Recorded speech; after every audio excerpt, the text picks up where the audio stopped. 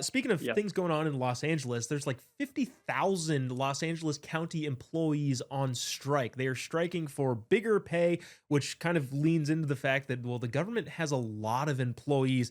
I didn't know a single county could have 50,000 employees.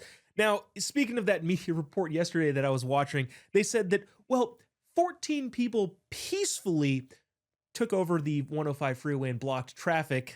Those people were arrested and then released immediately the same day. Doubt they're going to face charges. Overall, Savannah, you kind of again are super familiar with these protests, especially in these deep blue cities.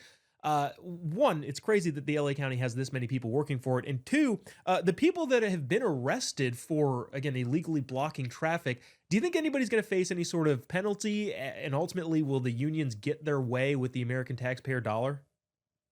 I mean, yeah, you go to California to commit crimes if you don't want to face any repercussion. I think that Mhm. that's a history that we've seen time and time again. And regarding these unions, I was looking into the article that you had sent over, and apparently LA County is facing an unprecedented stress on their budget, right? And so I was just thinking about, how did California get to this point where you have these 50,000 workers that are so upset about this? And it's like, yeah, it's probably because they have bad leadership. And time again, the left wing eats their own. Again, Joe Bob, let's not forget that what Gavin Newsom just had to sign a $2.8 billion bailout because they were allowing illegal immigrants to be a part of their healthcare program, or how they allocated 24 billion to homelessness and then homelessness rose 20%. So it's clear that there's just very bad leadership in California.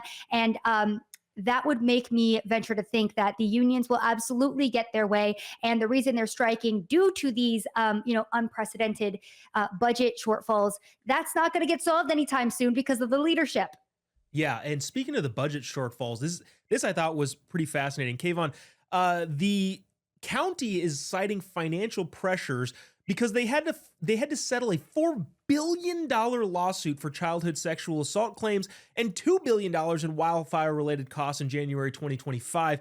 In other words, the taxpayers footing the bill for the mismanagement on top of having to renegotiate with the unions. Kayvon, I think in all of this, should public employees have the ability to have unions, or do you think the taxpayers willing to negotiate with them individually on an individual basis? Because again, this is union driven, and if the unions get their way, the taxpayer is going to be paying the price again.